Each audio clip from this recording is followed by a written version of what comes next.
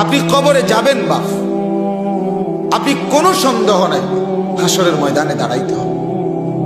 আল্লাহ তাআলা বারবার এটা বলছে, বাপ বা ইলাইহিন নুশুর, আমার কাছে ফিরতে হবে। বা ইলাইহি তুহশারুন, আমার কাছে জমা হইতে হবে।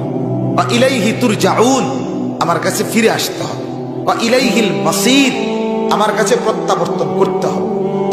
ইলাল্লাহি মারজিউকুম জামিআন, তোমরা সকলেই আমার কাছে প্রত্যাবর্তন করতে হবে। সুম্মা তুরাদ্দুনা ইলা আলিমিল গায়বি ওয়াশ শাহাদা, তোমাদেরকে ফেরত আনা হবে সব জাননেওয়ালা মালিক আল্লাহ পাকের নিকটে। এইভাবে কোরআনের পাতায় পাতায় সূরায় সূরায় আল্লাহ এটা বলছে, এরে বান্দা বিশ্বাস কর, এখানে থেকে লন্ডন, লন্ডন থেকে আমেরিকা, আমেরিকার থেকে আটলান্টিক মহাসাগরও যদি পার হইয়া ওই পারে বাড়ি বানাও, ওই পারের জন্য চিরদিন চলে যাও, ঘুরে ফিরে যেখানেই যাও আমার কাছে আসতো। এলাকায় আর আইলা না, গ্রামে আর আইলা না, দেশে আর আইলা না, লন্ডনে বাড়িঘর করে সেটেলড হয়ে গেলা, কোনো অসুবিধা নাই। আমি লন্ডনও চিনি, আমি সিলেটও চিনি। কথা বলেন না? লন্ডনে তুমি কোনানে আসো এটাও আমি জানি, সিলেটে কোনানে আসো এটাও আমি জানি। হ্যাঁ,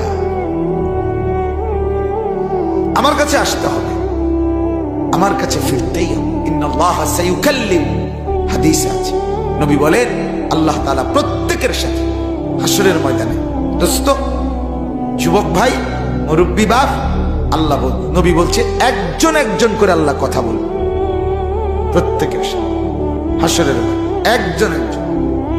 ফালা আনসাবা, কোন আত্মীয়তার সম্পর্ক থাকবে না।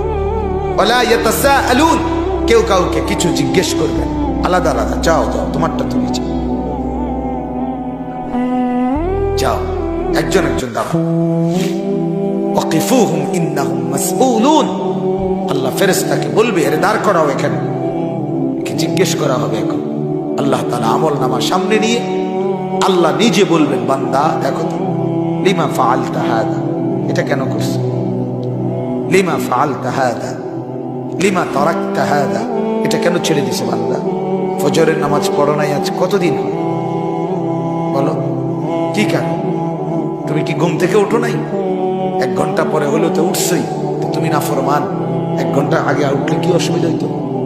তোমার কি শয়তানে কামড়াইছিল?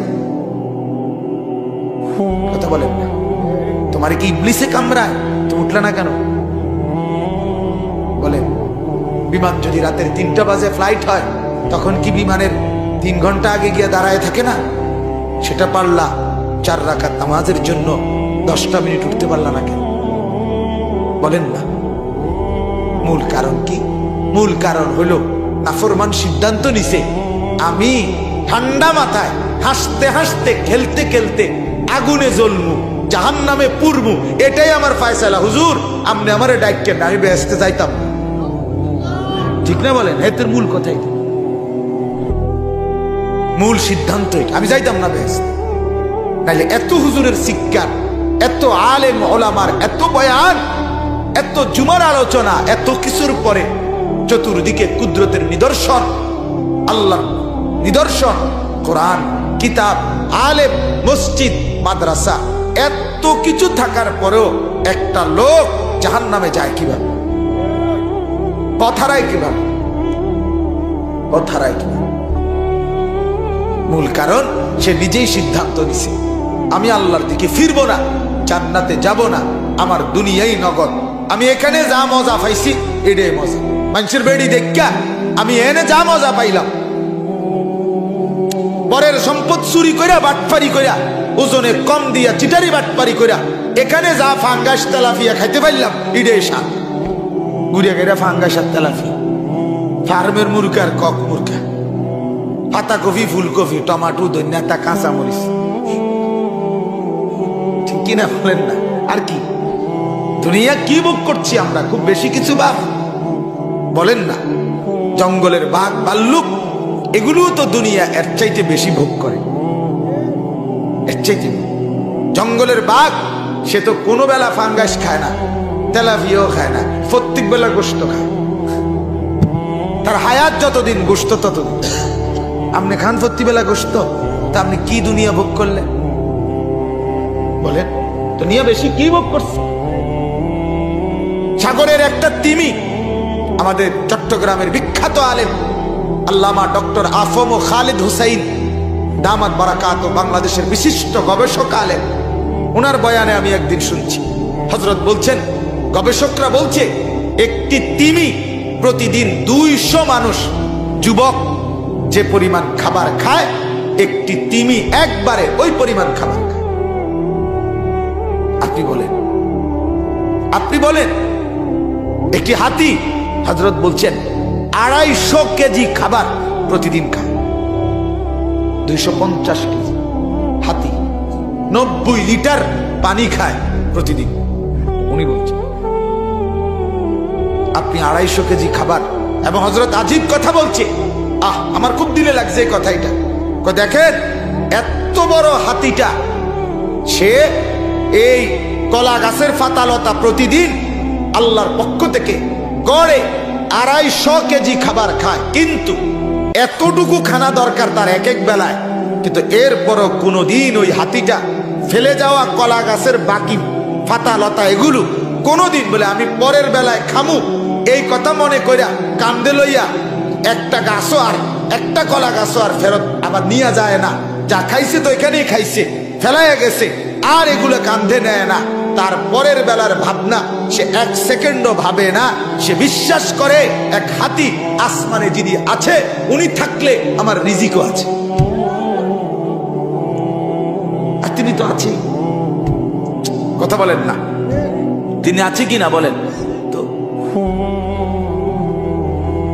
লা নাসআলুকা রিজকা নাহনু নারযুকুক। কোরআনে আল্লাহ বলেন ওয়া'মুর আহলাকা বিস-সালাহ।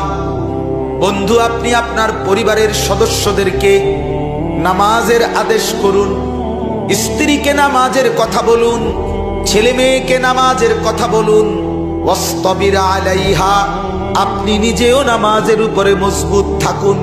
লা নাসআলুকা রিজকা, আল্লাহ বলে বন্ধু আমি আপনার পরিবারের কারো কাছে রিজিক দিতে কারো সাহায্য আমি চাই না। নাহনু নারযুকুকা, আমি একাই সবাইকে রিজিক দেব, বিষয়টা আমি দেব। আমি ভাতের ফিকির করব, আপনি সেজদার ফিকির করেন। আপনি বিবির নামাজের বিষয়টা দেখেন, ভাত তরকারিটি আমি দেব। আপনি ছেলের নামাজ দেখেন, আপনি মেয়ের নামাজ দেখেন, নামাজ দেখেন। আল্লাহ নবী সাল্লাল্লাহু আলাইহি ওয়াসাল্লাম মেয়ে ফাতেমা, রাসূলুল্লাহ সাল্লাল্লাহু আলাইহি ওয়াসাল্লামের মেয়ে আয়েশা দেখাইছে, বাপ আব্বা আমার হাতের আঙ্গুলগুলো দেখেন, জাতা পিষতে পিষতে, আটা পিষতে পিষতে আঙ্গুলগুলোর কড়া বসে গেছে, দাগ পড়ে গেছে। আব্বা আমার কাজটা দেখেন, আমি কূপ থেকে পানি উঠাইতে উঠাইতে রশির দাগে আমার দাগ পড়ে গেছে। আমার একটা দাসী দেন, একটা বাঁধি দেন আমার একটু সহযোগিতার জন্য, আপনার কলিজার টুকরা হাসান হুসাইনের সহযোগিতার জন্য। বাবা, আল্লাহ নবী সাল্লাল্লাহু আলাইহি ওয়াসাল্লাম বললেন মা, আহা, ফাতেমাকে বললেন, রাসূলুল্লাহ কলিজার টুকরা। নবী বলছে ফাতেমা তু বিদআতুম মিন্নি, ফাতেমা আমার দেহের অংশ, ফাতেমা আমার গোশতের টুকরা, আমার দেহের টুকরা। সেই ফাতেমাকে আল্লাহর নবী বলেন, ফাতেমা এখানে চাও না ওইখানে চাও, সুখ এখানে চাও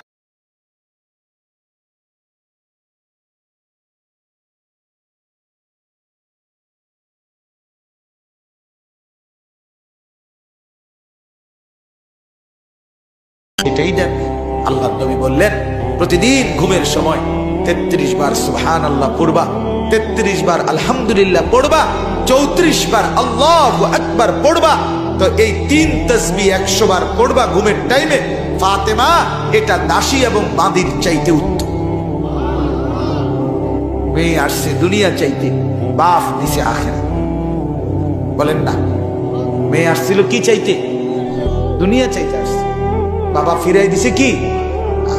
এরপরে আরো মজার কথা শুনুন, রিয়াজুস সালিহিন কিতাবের না আল আযকার কিতাব ইমাম নববী আমি নিজে পড়ছি, হযরতকে দেখাইছি আমি, আমার শায়েখ আল্লামা মুফতি মুশতাকুন নবী সাহেব। ওখানে আছে হযরত আলী রাদিয়াল্লাহু তাআলা আনহু, ফাতেমা রাদিয়াল্লাহু তাআলা আনহা যখন ফিরে আসছে ঘরে, আলী জিজ্ঞেস করছে, তো ফাতেমা বলছে আব্বা জান আমাকে দাসী বান্দি না দিয়া এই 3টা তাসবিহ দিছে, বলছে এটা আমার জন্য দাসী বান্দির চাইতে উত্তম, এটা আমার আখিরাতের উত্তম পাথেয়। হযরত আলী বলছে আল্লাহর কসম, ফাতেমা যেদিন আইসা আমারে বলছে এই 3 তাসবিহ পড়ার সময় ঘুমে রাত্রিবেলা, কসম আমি সেদিন থেকে, যেদিন বর্ণনা করছে আলী বলছে আমি এই দিন পর্যন্ত আর কোনোদিন এই 3 তাসবিহ ছাড়ি নাই। হ্যাঁ, এরপরে আরো মজার কথা আছে, ওলামায়ে কেরাম বুঝবেন। সেটা হইল ওইখানে হযরত আলীকে জিজ্ঞেস করছে যে হে আলী আমিরুল মুমিনিন, সিফফিনের যুদ্ধ হয়েছিল ইসলামের ইতিহাসে। হযরত আলী এবং মুয়াবিয়া রাদিয়াল্লাহু তাআলা আনহুর মধ্যে একটা ঐতিহাসিক যুদ্ধ হয়েছিল, রক্তক্ষয়ী যুদ্ধ। 6 দিন লাগাতার, কিতাবে আছে 6 দিন, রাতেও যুদ্ধ হয়েছে, দিনেও যুদ্ধ হয়েছে, টানা টানা যুদ্ধ হয়েছে। 70,000-এর মতো মুসলমান দুই পক্ষে শাহাদাত বরণ করছে। 7,000 না, 7,000, 70,000। এই যুদ্ধে 6 দিন রাতে দিনের এই তীব্র যুদ্ধে ওনারে জিজ্ঞাসা করছে, ওখানে স্পষ্ট আল আজকার কিতাবের এবারতে আছে ওয়ালা সিফফিন। আলীকে জিজ্ঞেস করছে, আলী ওই সিফফিনের যুদ্ধের 6 রাত যে সময় তীব্র যুদ্ধ চলছে, আপনি যুদ্ধের ময়দানের সেনাপতি, যুদ্ধ করতেছিলেন, ওই সময়ও কি করছিলেন? হযরত আলী বলছে আল্লাহর কসম ওই 6 রাতও আমার এই তাসবিহ ছুটে। কি বলছে? আমি কোথায়, আপনি কোথায়? কি ভাই, এই জন্য আমরাও ফিকির করি, ওলামায়ে উম্মত আমরাও ফিকির করি। আমরাও উম্মত আমাদের কথা নেয় না কেন? আমরা উম্মতের কাছে সেই পরিমাণ জিন্দেগি পেশ করতে পারি না, নিজেদের আখলাক দেখাইতে পারি না, আমরাও আমাদের পরিবেশ সাথে সম্পর্ক সুন্দর করতে পারি না। তাফসীর ইবনে কাসিরের মধ্যে আমি নিজে পড়ছি, তাফসীর ইবনে কাসিরের মধ্যে এক বুজুর্গ, জঙ্গলের পাশে এক মহিলা, এক আল্লাহর নেক বান্দি মহিলাকে দেখছে, সে নামাজ পড়তেছে আর চতুর্দিকের বাঘ তাকে দাঁড়িয়ে পাহারা দিচ্ছে।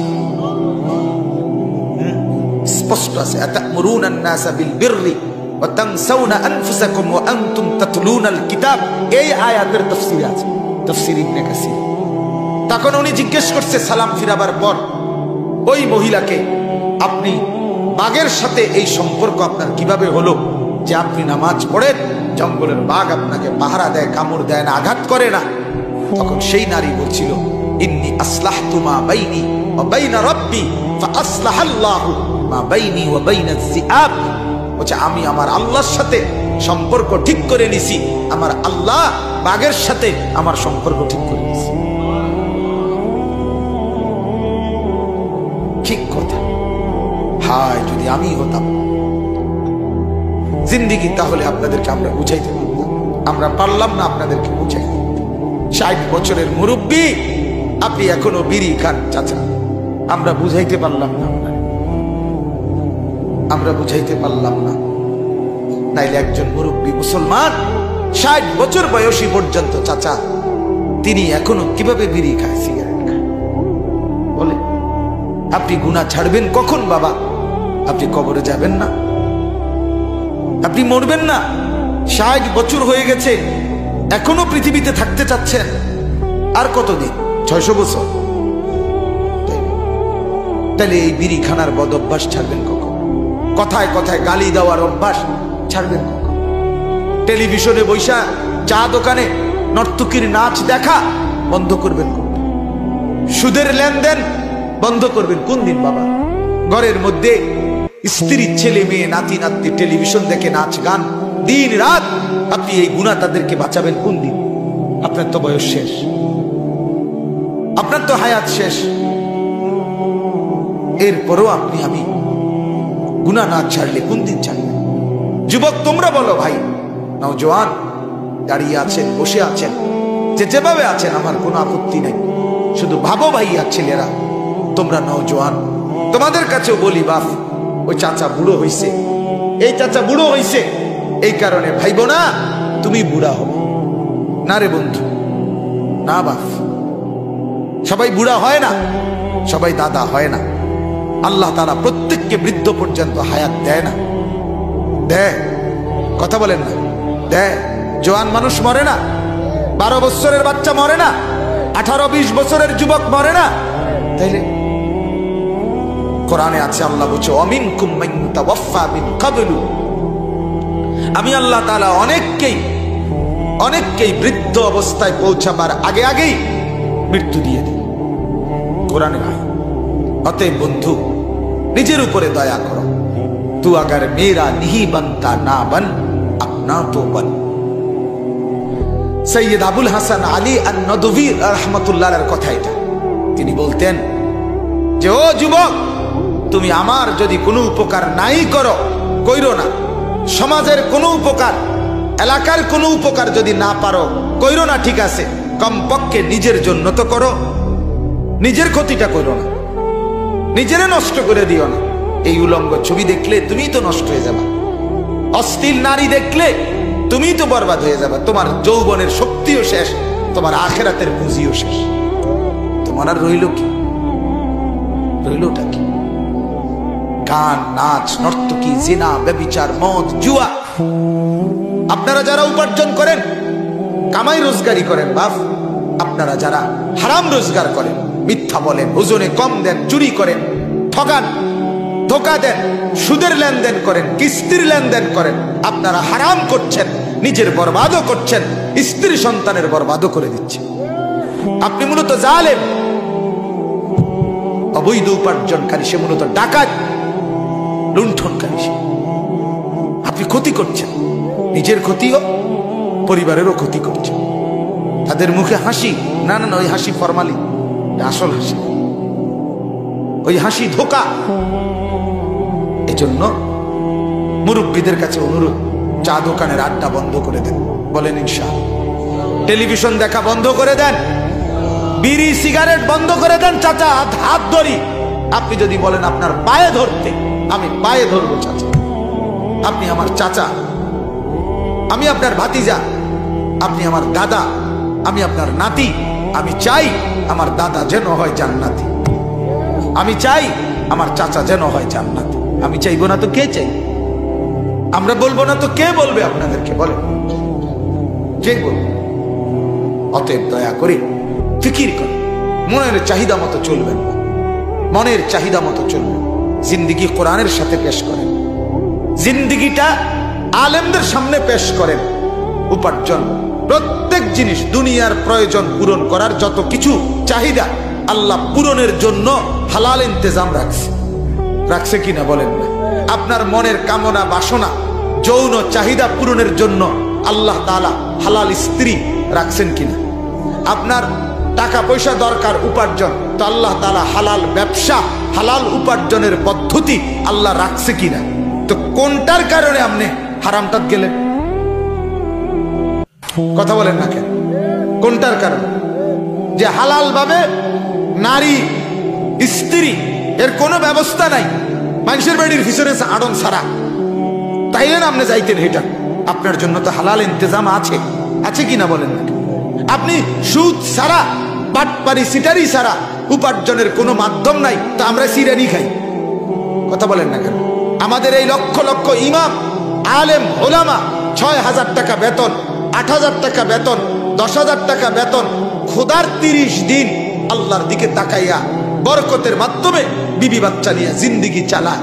অথচ 30,000 টাকা ইনকাম, 60,000 টাকা ইনকাম। ওই বেটারে জিজ্ঞাবেন, নামাজ পড়ে না, রোজা রাখে না, জিজ্ঞান না কিস্তি কয়টা, কব 3টা। কিস্তি কয়টা? 60টা কিস্তি চলে। কিস্তি এমন ভাবে বান দিছে, কিস্তি জাহান্নাম পর্যন্ত নিয়ে যাবে। জাহান্নাম, জাহান্নামে নিয়ে যাবে কিস্তি। কিস্তির নামে 5,000 টাকার কিস্তি আর 12,000 টাকার কিস্তি। মূল মাকসাদ হলো আমার মাকে বেপর্দা করা, আমার বোনকে বেপর্দা করা, মহিলাদেরকে ঘর থেকে বের করা। আমি কিছুদিন আগে খুলনা জামাতে গেছিলাম, চিল্লায়। গত বছর আগস্ট মাসে এক চিল্লা সফর করছিলাম, তাবলীগের সফরে ছিলাম। ওইখানে সুন্দরবনের কাছে এক এলাকায় গেছি। ওইখানে মিশনারি কোম্পানি পানির টাঙ্কি দেয় মানুষের ফ্রি, বুঝছেন? শর্ত হলো বেড়ি যেতে হুজুর, মহিলা ছাড়া গেলে হইতো না, পুরুষ গেলে দেয় না, মহিলা চাইতে হবে। 8টা ফরমের মধ্যে সই দিতে হয়, টিপসই দিতে হয়, 8টা কাগজে। খ্রিস্টান মিশনারি যদি ওই ফরমগুলোর মধ্যে লেখা থাকে আমি যিশুকে ঈশ্বর মেনে নিলাম, সে বেটি জানবে কিছু? হে তো সই দরকার, হে তো পানির টাঙ্কি দরকার। আমরা 3 দিন ছিলাম সেখানে জামাত। তো বাপ, এই জন্য বললাম নিজের এবং নিজের পরিবারের ক্ষতি করবেন না, মনের চাহিদা মতো ছুটবেন না, অবৈধ উপার্জন করবেন না। যুবক ভাই, তোমরা অনেক ভাই দাঁড়াইছ, নিচে বসছ, আরেকবার হয়তো এই বন্ধু দেখা নাও হইতে পারে। আমি বলে গেলাম ভাই, অশ্লীলতার মধ্যে মজা নাই, সুখ নাই, গুনার মধ্যে তৃপ্তি নাই বন্ধু, মনের খয়াল খুশি মতো চলার মধ্যে তৃপ্তি নাই। পৃথিবীর সমস্ত নারী উলঙ্গ করেও যদি তোমারে দেখায়, এরপরও তোমার আরো দেখতে মন চাই, তৃপ্তি হবে না ভাইয়া। কিন্তু হালাল স্ত্রী একজন দিয়েই স্বামীর তৃপ্তি হয়ে যায়। আমি খোলামেলা বললাম, একজন দিয়েই তৃপ্তি হয়ে যায়, কারণ হালালের মধ্যে তৃপ্তি আছে, হালালের মধ্যে সুখ আছে, হালালের মধ্যে আনন্দ আছে।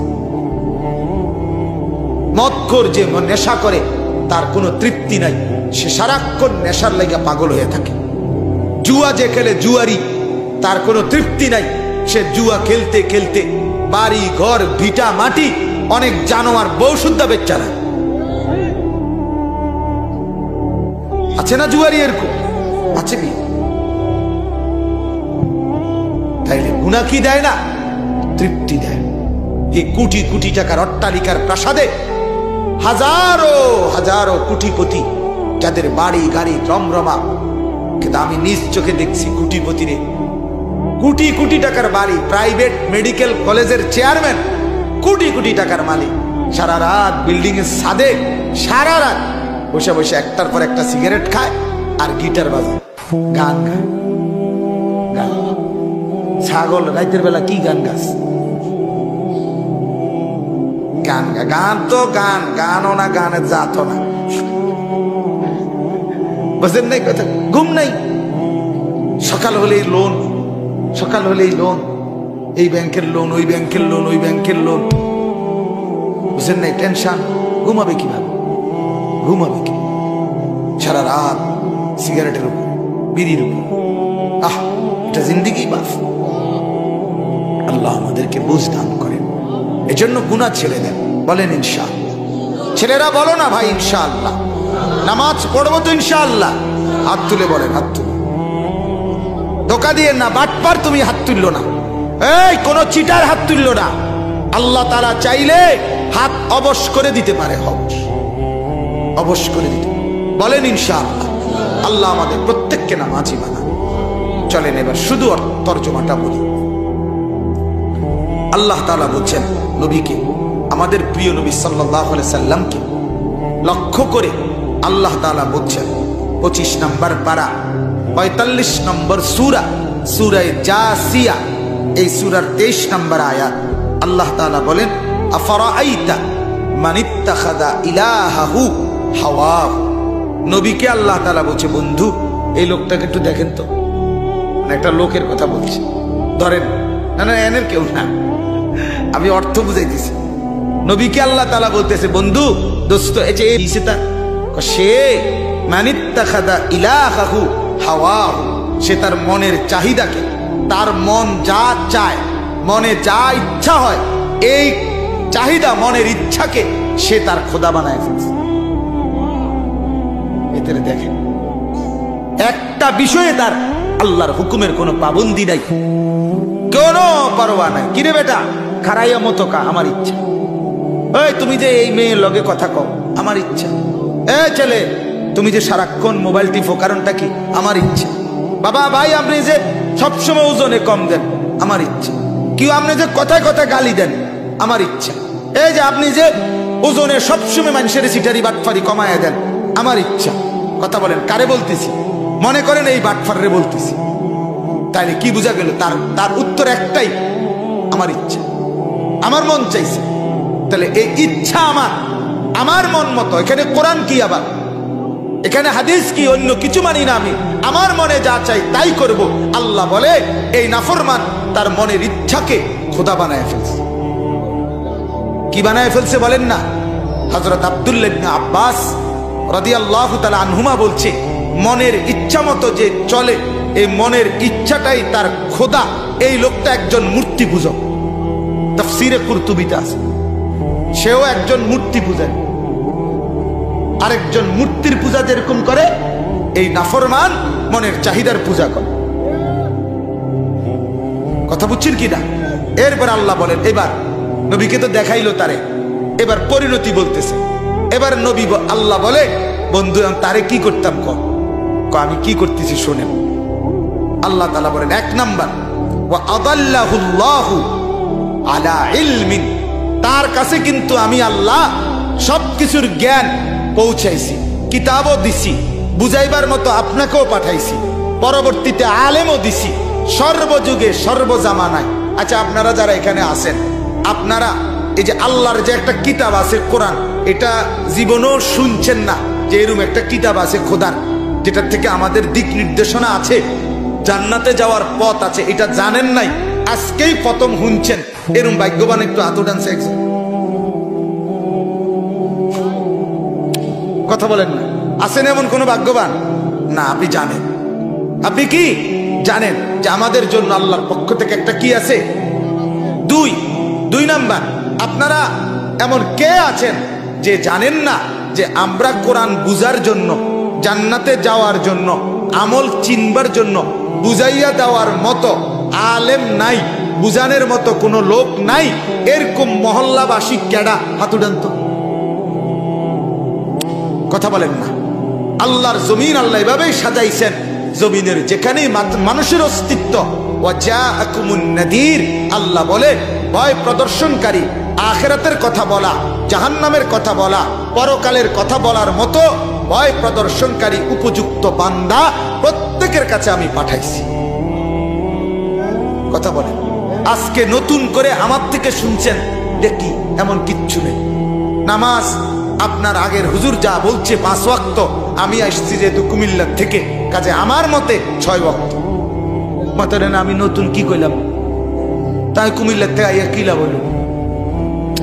কথা বোঝেন না? নতুন একটা বেজালে যদি না লাগাইতে পারলাম তো কিতা মাইলাম। কথা বলেন না, কথা তো পুরানো, ঠিক কিনা বলেন না? আপনার কানে পড়ছে কিনা বলেন?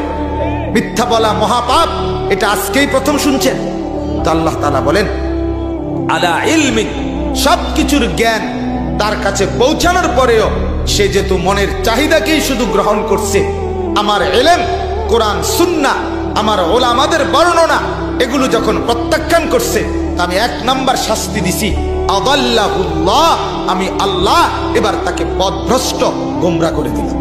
যা, ঠিক আছে, যা, ঠিক আছে, চল, দিলাম তোর ছেড়ে, তোর রশি ছেড়ে দিলাম, যা, তুই এবার যেটা মন সেটা, তুই এবার ঠেঙালগি দিয়া পেশাব কর, ঠ্যাং ফালাইয়া কর, তুই যেটা বল, যা।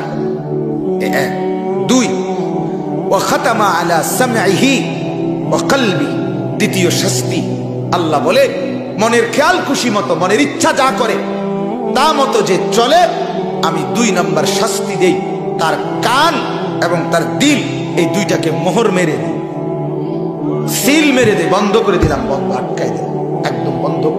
যা, এই দিল আর কোনোদিন আলো দেখবে না, হক দেখবে না, মসজিদ দেখবে না, আখিরাতের কথা মনে হবে না এই দিলে। আর এই কান আর কোনোদিন আল্লাহর কথা শুনবে না, বুঝবে না কিছু। 3 নাম্বার শাস্তি, ওয়াজআলা আলা বাসারিহি গিশাওয়া, 1 নাম্বার পথভ্রষ্ট করে দিলাম, 2 কান এবং অন্তরে মোহর মেরে দিলাম, 3 চোখের উপরে পর্দা ফেলে দিলাম। কে কাকে? যে সিদ্ধান্ত আমার ইচ্ছা যা হয় আমি তাই করব, আমার ইচ্ছা। আপনি আপনার ঘরে টেলিভিশন নিছেন কার ইচ্ছায়? আপনার ইচ্ছায় নাকি কোরআনের সিদ্ধান্তে? আপনি বিড়ি সিগারেট খাচ্ছেন বছরের পর বছর, কার ইচ্ছা? আপনার ইচ্ছা নাকি কোরআন হাদিসের ইচ্ছা নাকি আলেমদের সিদ্ধান্তে? কথা বলেন। আপনার স্ত্রী বেপর্দা, আপনি মেনে নিচ্ছেন, এটা আপনার ইচ্ছা, এটা আমরা বলি না। আপনি অবৈধ রোজগার করেন, আপনার ইচ্ছা। মনে রাখেন, গুনাহ যদি লম্বা হয়, প্রতিদিন একরকম, 30 বছর একই রকম সিটারির ব্যবসা, 20 বছর প্রতিদিন আপনার ঘরে রঙিন টেলিভিশন চলে, 30 বছর আপনি একই রকম বিড়ি সিগারেট খান, 30 বছর আপনি একই রকম গালিগালাজ করেন, বুঝা গেল গুনার উপরে যদি কেউ দীর্ঘদিন একই রকম থাকে, আহা ভয় হয়, না জানি আল্লাহ তার দিল বন্ধ করে দিল। তাহলে ইমানদারের দিল তো গুনার কারণে ছটফট করার কথা। কথা বলেন না, কথা তো ছিল কি করার কথা? ছটফট করার কথা ছিল। ছটফট করে না কেন? গুনাহ এত বারবার করার পরে প্রতিদিন নামাজ ছুটে যায়। মসজিদের সামনে দোকানদার, তার দোকানের সামনে, তার দোকান থেকে চা খাইয়া মানুষে নামাজে যায়, তা মানুষে নামাজ ফেরাইসা তার দোকানে চা খায়, কিন্তু ডাকাইতে আজকে 10 বছর দোয়ানদারি করে, একটা সেজদা মসজিদে দেয় না। কি প্রমাণ করে? তোর দিল বন্ধ করে দিছে খোদা।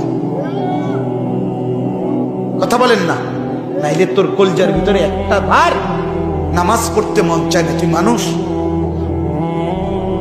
নাউজুবিল্লাহ, আল্লাহ মাফ করে দেন, আল্লাহ মাফ করে। শেষ কথা আল্লাহ বলেন, ফামান ইয়াহদিহি মিন বাদিল্লাহ। আল্লাহ বলে, বন্ধু আপনি বলেন তো, আমি যদি কারো দিল বন্ধ করে দেই, আমি যদি কারো কান বন্ধ করে দেই, আমি যদি কারো চোখে পর্দা ফেলে দেই, আমি যদি কাউকে পথ হারায় দেই, পথ ভ্রষ্ট করে দেই, এবার আমি আল্লাহকে বাদ দিয়ে, বলেন তো বন্ধু তাকে হেদায়েত কে দিবে? ফামান ইয়াহদিহি মিন বাদিল্লাহ, আমি আল্লাহকে বাদ দিয়ে হেদায়েত কে দিবে? হেদায়েত দেয় কে? ওয়ালাকিন্নাল্লাহা ইয়াহদি মান ইয়াশা। আল্লাহ বলেন, হেদায়েত তো বান্দা আমি দেই। আমি যদি ফিরে যাই, আমি যদি তোমার থেকে উল্টে যাই, আমি যদি তোমার কান বন্ধ করে দেই, আমি যদি দিল আটকায়া দেই, আমি যদি চোখে পর্দা ফেলে দেই, তাইলে এবার হেদায়েত কে দিবে? আফালা তাদাক্কারুন। আল্লাহ বলে, বান্দা তবুও কি উপদেশ গ্রহণ করবে না? তবুও কি বুঝবা না? তবুও কি খেয়াল করবা না? তবুও কি গুনাহ ছাড়বা না? বলেন, ছেড়ে দেব ইনশাআল্লাহ। বলেন, মাওলা আপনি নারাজ হয়েন না, মাওলা আপনি নারাজ হয়েন, আপনি নারাজ হয়েন না মাওলা। এজন্য আমরা খুতবার মধ্যে সব আলেম যখন বয়ানের শুরুতে খুতবা পড়ে, সমস্ত আলেমরা দেখবেন পড়ে, মান ইয়াহদিহিল্লাহু ফালা মুদিল্লা লাহু ওয়া মান ইউদ্লিলহু ফালা হাদিয়া লাহু। আল্লাহ যাকে হেদায়েত দেয় তাকে কেউ গোমরা করতে পারে না, আল্লাহ যাকে গোমরা করে দেয় তারে কেউ হেদায়েত দিতে পারে না। শেষ কথা, ওয়াকালু মা হিয়া ইল্লা হায়াতুনাদ দুনিয়া নামুতু ওয়া নাহইয়া ওয়া মা ইউহলিকুনা ইল্লা দাহর। আল্লাহ বলে, যখন কারো দিল বন্ধ করে দেই, কান বন্ধ করে দেই, চোখে পর্দা ফেলে দেই, আখিরাত টোটাল ভুলে যায়, কবর টোটাল ভুলে যায়, তখন সে শুধু এটাই বলে, জীবন মানে এই দুনিয়াটাই, এখানেই মরবো, এখানেই বাঁচবো, কেউ মরবে কেউ বাঁচবে, এটাই কালের পরিক্রমা, এটাই সময়ের আবর্তন, আলাদা কিছু কবর, আলাদা কিছু মৃত্যু, আলাদা পরকাল, হাসরের মাঠ ইতার নাই। যা সুখ দুঃখ আনন্দ বেদনা প্রাপ্তি অপ্রাপ্তি দুনিয়ায়। কারণ কি? ওই যে আমি দিল বন্ধ করে দিছি, কান বন্ধ করে দিছি, চোখে পর্দা ফেলে দিছি। আল্লাহ তাআলা বলেন, ওয়ামা লাহুম বিযালিকা মিন ইলম। মূলত তাদের আর কোনো জ্ঞান আখিরাতের কোরআন সুন্নাহ মূলত নাই। ইনহুম ইল্লা ইয়াযুন্নুন। তারা শুধুই কেবল নিজের খেয়াল খুশি মতো, ধারণা মতো যা মন চায় তাই বলে, যা মন চায় তাই করে। আল্লাহ আমাদেরকে মাফ করে দেন। এজন্য অনুরোধ আমার, আজকের থেকে সিদ্ধান্ত নেন, এখন থেকে ইনশাআল্লাহ এই এশার নামাজ থেকে আমরা 5 ওয়াক্ত নামাজ পড়বো ইনশাআল্লাহ। বলেন ইনশাআল্লাহ। এই যে এখানে দাঁড়িয়ে যত যুবক ভাই এখানে শুনছেন এতক্ষণ, নিচে আপনারা যদি মুসলমানের বাচ্চা হয়ে থাকেন আমি বললাম তাইলে নামাজ পড়বেন এখন ইনশাআল্লাহ। বলেন ইনশাআল্লাহ, বলেন ইনশাআল্লাহ। আল্লাহ তাআলা প্রত্যেককে তৌফিক দান করেন। যুবক, তুমি গুনাহ ছেড়ে দাও, আল্লাহর কথা পড়ো, আল্লাহর কথা শুনো, ইবাদত করো, হালাল উপার্জনের জন্য কষ্ট করো, কোনো মানা নাই। রোজগারের চেষ্টা করো, উপার্জনের চেষ্টা করো, কোনো বাধা নাই। আল্লাহকে রাজি হবে, আখিরাতেও মিলবে, দুনিয়াও চলবে। আল্লাহ আমাদেরকে তৌফিক দেন, কবুল করেন। আমার জন্য দোয়া করবেন, আমিও আপনাদের জন্য দোয়া করি।